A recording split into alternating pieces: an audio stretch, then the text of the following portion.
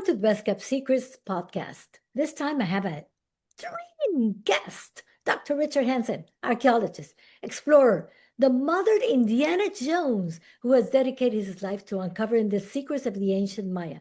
Today, we travel deep into the tropical rainforest of northern Guatemala, directly to the Mirador Basin Project. Hidden beneath the jungle canopy lie one of the most or the largest, I would say some of the largest and most astonishing architectural achievements ever built by human hands. Dr. Richard Hansen is an explorer and he's a leading scientist, and he has revealed hundreds of previously unknown settlements. So, Dr. Richard Hansen, welcome to the Best Kept Secrets podcast. Thank you, Vila. Great to be here. Thank you for your time and patience. And glad we have technical difficulties out of the way, and good to be with you. Thank you. I am so glad to see you again. All right. So, after more than 40 years working in the Mirador Basin, what discovery gives you the goosebumps today? Boy, Vila, every time I go out there, I get goosebumps simply because these are the largest and earliest ancient Maya cities that we know. These are concentrated in this area. It's one of the most fascinating stories of humanity we've ever seen. And these concentrations of large and early cities are found in this defined geological system, and which makes it even more fascinating to find a human story that we've never seen before. And it's all buried by jungle. There's no people that live out there. Not one person lives in this entire area. 1.6 million acres of tropical jungle that doesn't have anybody living in it. But now that we have with technologies that we'll talk about a little bit later, I'm sure, we've now revealed hundreds and hundreds and hundreds of ancient cities that are concentrated in this area. And some of these are the largest ancient cities in the entire Western Hemisphere. And you believe it? Wow, it's amazing. Okay, as a result, it gives us an insight into the human story we've never seen before. And the inhabitants are the holler monkeys and the parrots, and that's a big family you have in there. Okay, so the first time you got there, you saw the site. What made you think that it was going to be something so spectacular? Well, again, we didn't know this. We didn't know, first of all, I was working in Israel and had an invitation from Dr. Bruce Dallin of Catholic University and Dr. Ray Matheny of Brigham Young University to come and look at a site called Mirador. I was going to Bolivia. I have received an invitation from the government of Bolivia to work at a site called Tiwanaku in the Altiplano of Bolivia. But when I got the chance to go to a tropical jungle, that is Indiana Jones stuff, right? So I thought I'd like to look at this. But when we went in there in 1978, it was when we discovered the antiquity of the city. It was much earlier than all of the other Maya cities we knew of. We're looking at 1,000 to 2,000 years older than sites like Palenque or Tikal or Copan or Chichen Itza. These are this concentration of large and early cities were a whole new story of humanity that we'd never seen before. Yeah. So Richard Hansen is a world-class archaeologist. That I can tell you. I've seen him work, and he is like an Indiana Jones for sure. It's incredible. But you know something? When my life isn't as boring as Indiana Jones. He jumps out of the airplane before it crashes, and I stay on it until it does crash, That's true. Okay, so when you saw La Danta, tell us about La Danta. Well, La Danta is one of the most interesting structures we have. It's we know from the work of Takeshi Inomate in the western part of Tabasco that the early Maya were interested in monumentality. And this is represented as well in the Pyramid of Danta. This structure is a series of consecutive platforms that goes from 600 meters by 300 meters, or 650 yards by 320 yards at the base, and up to 72 meters high, or 74 or 75 yards high. The original structure was probably 80 meters or more in height, but somebody destroyed the building in antiquity on the very summit. Enemies or somebody destroyed that building at the very summit. So all we have is the platform floor of that upper building. But this is the largest ancient structure we have in the Western Hemisphere in terms of volume. 2.8 million cubic meters of fill Wow. that were hauled in without carts, without chariots, without wagons, without beasts of burden, without horses, without oxen. This was all human labor, which makes this a fascinating insight into human behavior. What kind of leadership did it take to marshal that kind of labor to make that happen, especially in hot, tropical, humid sun, you know? How do you get that kind of response from people? How do you get that? How do you control those kind of masses? And what is the objective of these incredible facilities? Now, when you look at the world scale, we see that human behavior elsewhere. When you look at the earliest manifestations of complex societies throughout the world, the Egyptians, the Babylonians, the early societies of South America, it's monumentality. They focus on monumentality. The largest pyramids of Egypt were not constructed later on in their great glorious days. They were constructed in the earliest part of their civilizations. But it's weird, Chaos. that all these different civilizations had pyramids, built almost the same way. It's really amazing.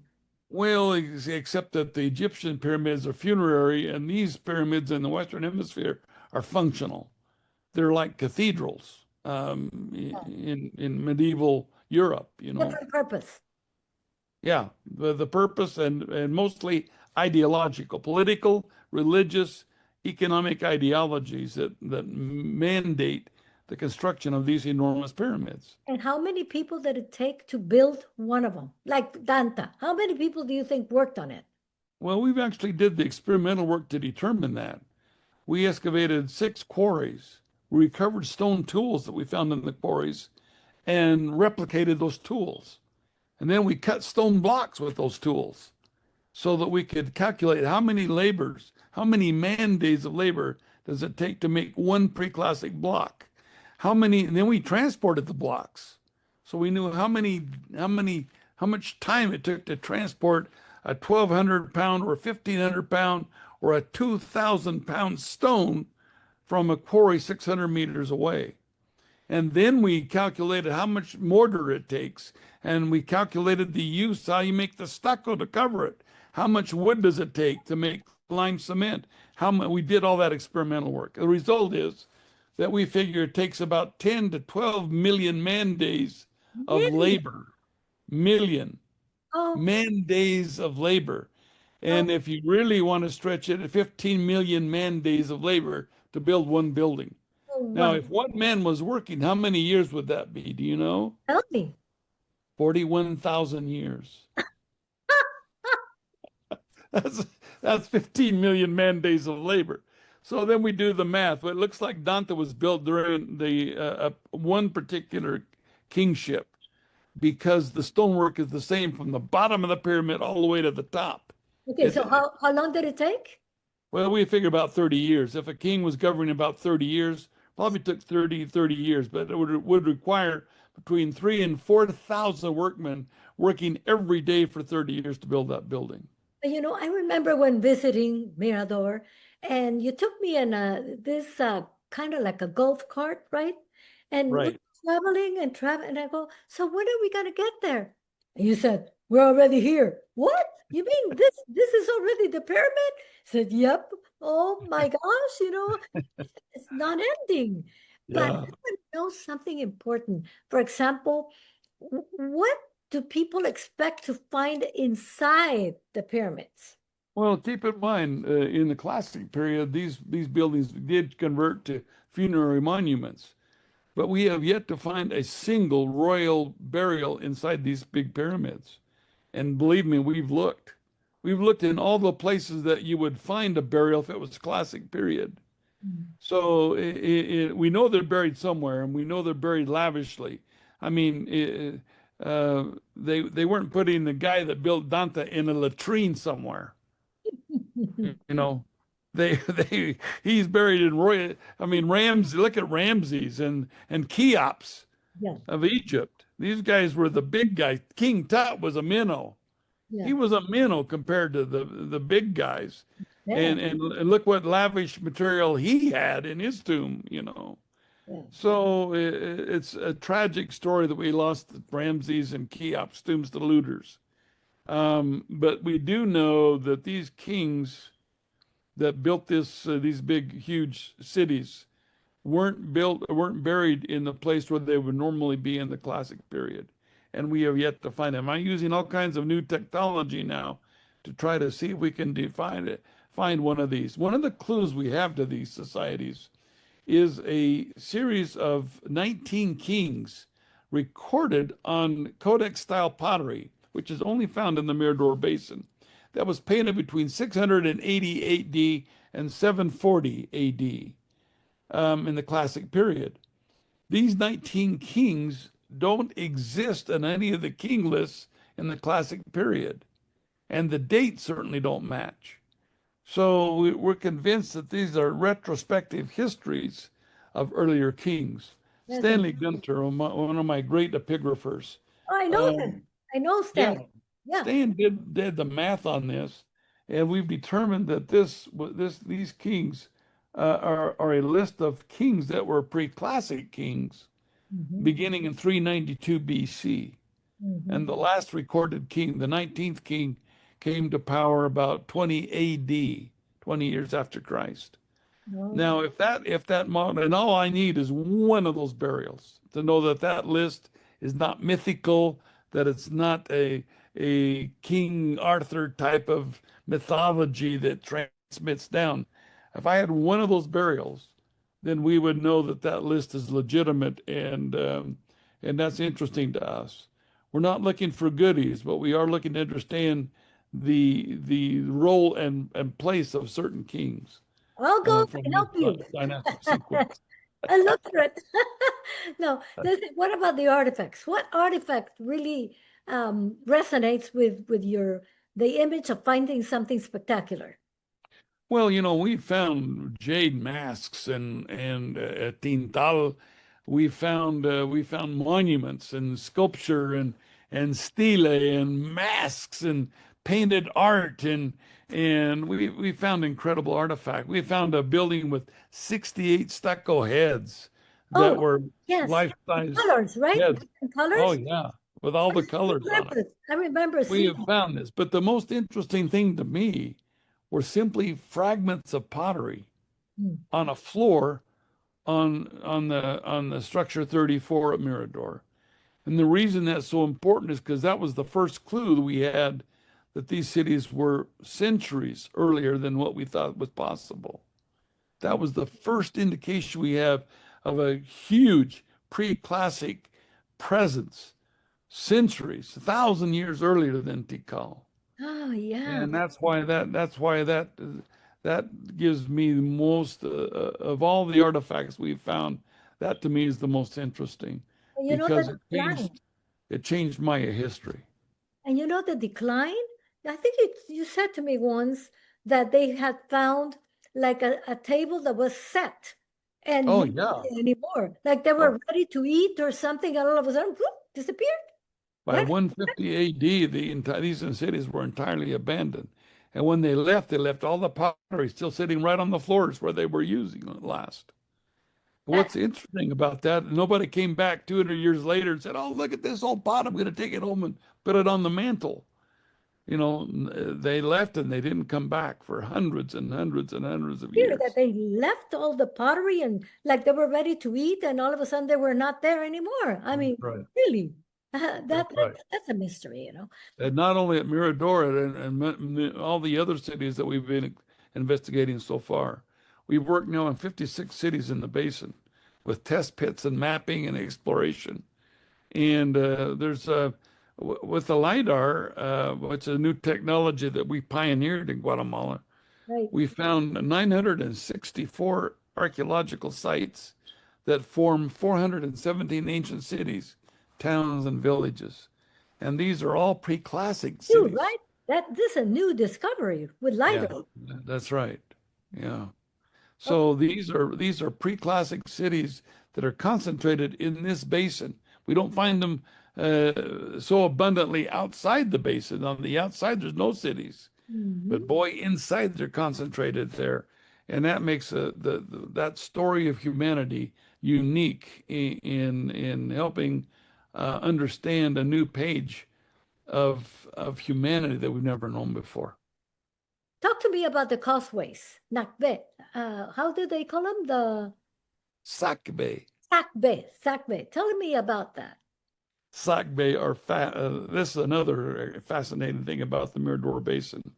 We happen to have the largest and earliest highway system in the world. Now, by largest, I mean they don't match the 3,000 miles of the Inca highways, but these causeways are 40 to 50 yards wide and 2 to 5 yards high. They're elevated. Highways. Yeah, That's they're big. incredible. It's the first freeway system in the world. And all for foot labor. There are foot traffic. It wasn't for carts or beasts of burden. It was all human traffic. But that shows the density of populations out there. We have 177 kilometers of pre-classic causeways in the basin. And what's interesting is not one of those causeways goes outside the borders of the basin. This basin is surrounded by a ridge of karstic hills, mountains that are a range of mountains that completely surround it on all sides. And they're about 200 to 300 meters high. But none of these causeways go outside the borders of that basin. Which And cities do they connect? well, what they do, they connected all these cities together in How a many? complex web of interaction, economic, social, and political interactions between all of these cities in forming what we think is one of the early states of the Western Hemisphere. Oh gosh, but I keep on thinking, okay, 20 million people lived around there. Is that true? Or am I? Well, it's possible. We know that we can at least say there were probably millions in the basin in the pre-classic. Hmm. When it takes 3 to 4,000 men just to build one pyramid, and there are 10,000 buildings that are contemporaneous, then you can see the amount of labor and the that's being developed there. Plus, you have to water them, you have to feed them, you have to entertain them, you have to police Organization. them. You Wow. have to have all of the systems of complexity to maintain that type of labor investment. Because before, And as a result, it's a tremendous story. because before they thought there were less millions living there, right? It's through the lighter technology, they found that it was much more the density of the population. Is that correct? Well, that's true. And we're the ones that first did the contiguous study of the whole area. We did the entire, not just individual sites.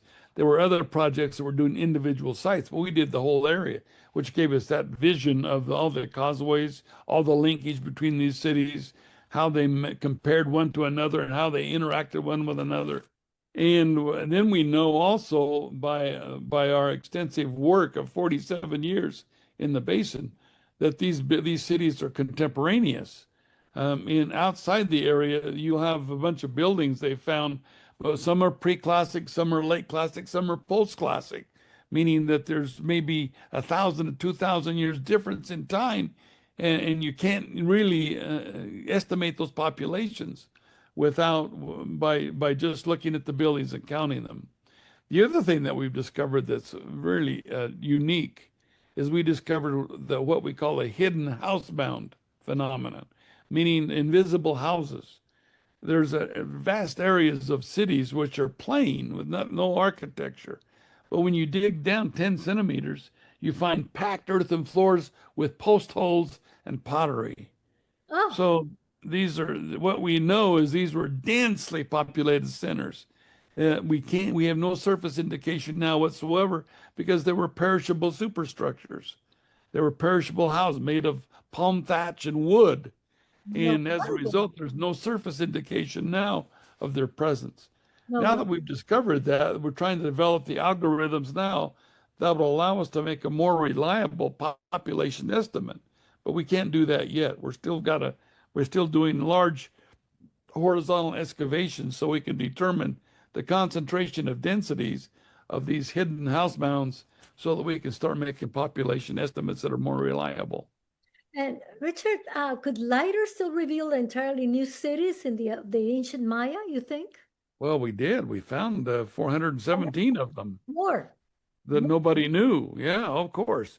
Now Hmm. that we've got the LIDAR, where we have 100% of every single pyramid, every single causeway, every single wall, every single dam, every single canal.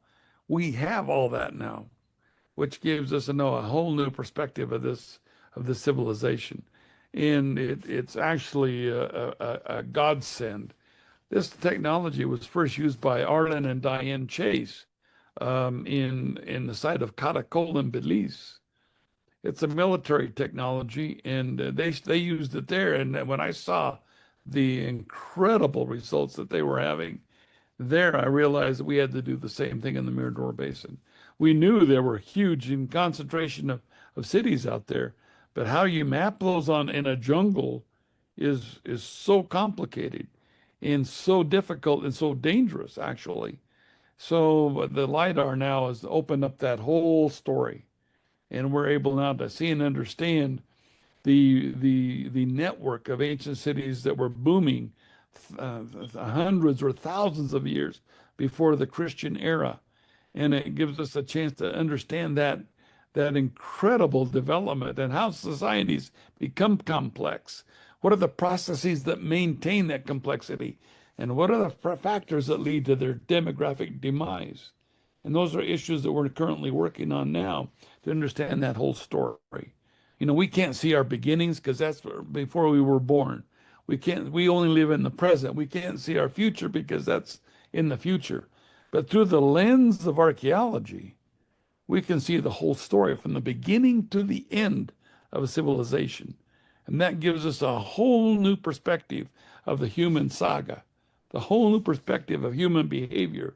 What can we do to make a country prosper?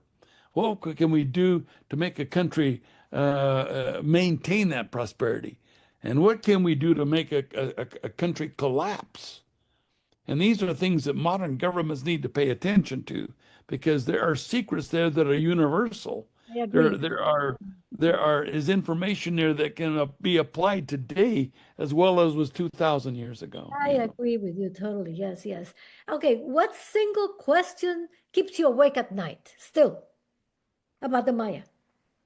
One single question. Let's see. I would say that's a great question, because I would say if I had to one single question, how do they maintain control of vast populations? Okay. What was it, a military control? How do they coerce hundreds and thousands of people to move rock and stone to build these big buildings? What were the factors that led that? Was it an ideological belief? Was it a belief in God? When you look at, in Europe, I was just in Spain recently and looked at the large structures in Toledo or Madrid or Segovia, and you go to Notre Dame in Paris, you see these in St. Peter's Basilica in Rome, this effort to build these incredible constructions um, in constant in Beautiful. what is it that inspires people to do this? Is it the belief in gods? Is it the belief in their kings? Is it the belief in the political system? Are they militarily coerced to do it? Are they forced to do it or die? What were the factors that led to this kind of human behavior, and how can modern governments learn from that? Yeah, it's amazing, how did the Maya support millions of people in the middle of the rainforest. But I'm thinking about water management. How did water management play in their success, you think? Well, first of all, there's no rivers or lakes in the basin. It's zero. The question is, why didn't they build these huge, magnificent ancient cities at the edge of Lake Patenitsa? That's Yeah. a beautiful lake near Tikal. It's 24 miles long. It has all the fresh water you could want. It has fish. It has the muchachas swimming in the afternoon in the water. You have a nice breeze in the evening. I mean, why aren't these cities concentrated on the edge of that lake? Yes. Hmm? They're Really? the most distant location from a river or a lake or the ocean you Yeah. can possibly be. You can possibly be. Mm. So uh, the question is why? Yeah. Well, the reason is when there's no water there, they had to develop complexity because there was no water. We've got to organize, muchachos, we have to organize ourselves or we're going to die of thirst. Yeah. All right. Yeah. So that's the beginnings of government. You Mm. form an administrative committee to start developing the processes of government so that you can be able to survive these kinds of things.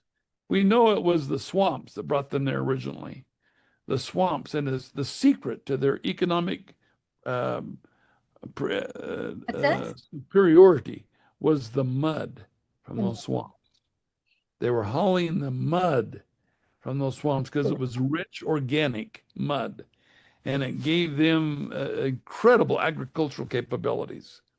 Now, by the same token, if we have no water, we have to pave our plazas with nice slime cement and design our buildings to capture water.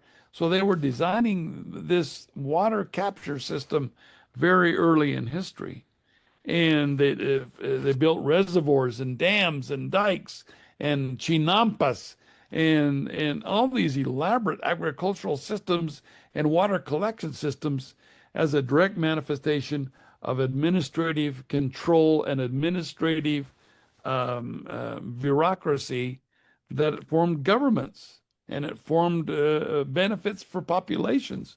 It made them so they could survive in areas without rivers and lakes, and it made it so that they had the capability of creating some of the largest ancient structures in the world. Okay, talk to me about the decline. One reason, two reasons, many reasons? Why? What happened? Well, to understand their decline, we have to understand the secret to their success. The secret to the success, as I said, was that organic mud. When we go out into the Bajos today and we dig down, we find that organic layer under 2 to 3 meters of sterile clay. What would have caused that kind of deposition? What would have caused that kind of sedimentation? When we begin to suspect the excessive use of resources, the conspicuous consumption of resources, Mm. and we suspected lime cement as the culprit.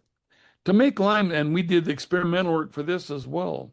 To make lime, for 6 years, I sent a team from Berkeley all over Mesoamerica, documenting how much wood does it take and how much limestone does it take, which you have to burn at 900 degrees centigrade temperature to convert limestone into quicklime.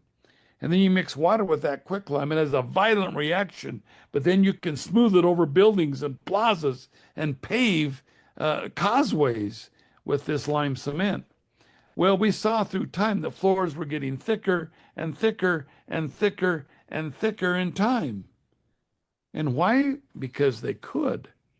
They had the wealth, they had the power, they had the Excesses. control, you know.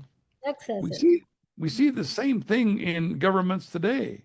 Yes. For example, in the US, we're $38.4 trillion in debt. Why? Yeah. Because we can. Yeah. But Okay. what we're not looking at the consequence of that kind of stupidity. And Mm. it is a stupidity. It is. What they did is they denuded their forests, the natural clays when they just cut down all their forest to make the lime plazas that were 50 centimeters thick. You don't need a floor 50 centimeters thick. You need a floor 4 centimeters thick. But Yes. they were building floors to 50 centimeters thick because Just they because they could. could.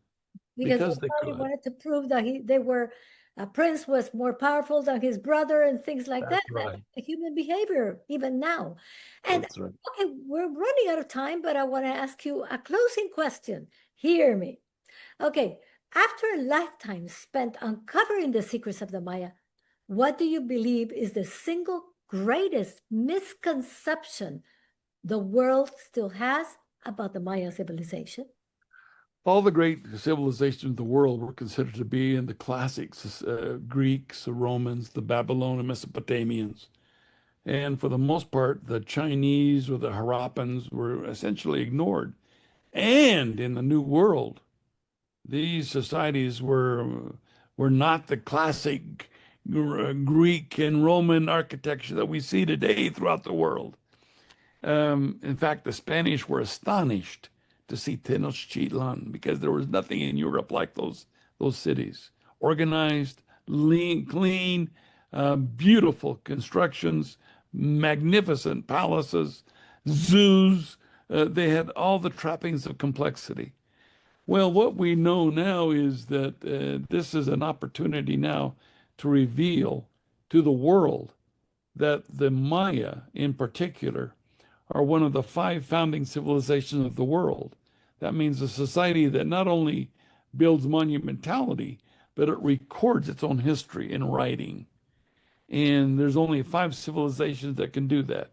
Nobody in North America can do that, did that. Nobody in South America did that.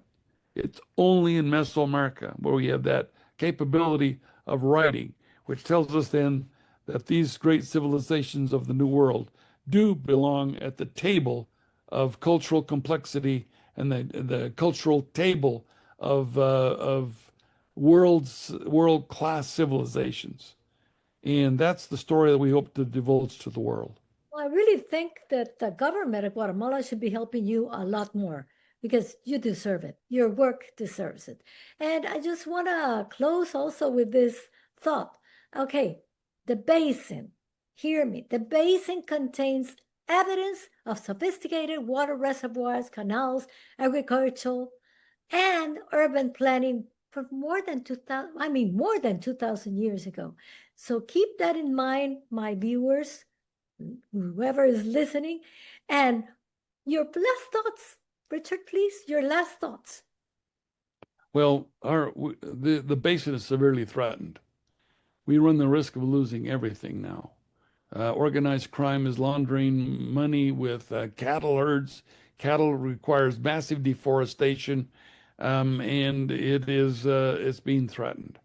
If we don't develop the systems now to protect the basin, we will lose it forever. And once it's gone, we'll never, ever recover it. There's a new initiative right now in the Guatemalan Congress to form a world-class wilderness cultural and natural sanctuary. I was astonished to see that the diputados of the government of Guatemala were doing something like this. This Finally, is a credit to them. Let's see that if it passes. I don't know where it's at. It's in committee right now. It's already been read the first time in the Congress.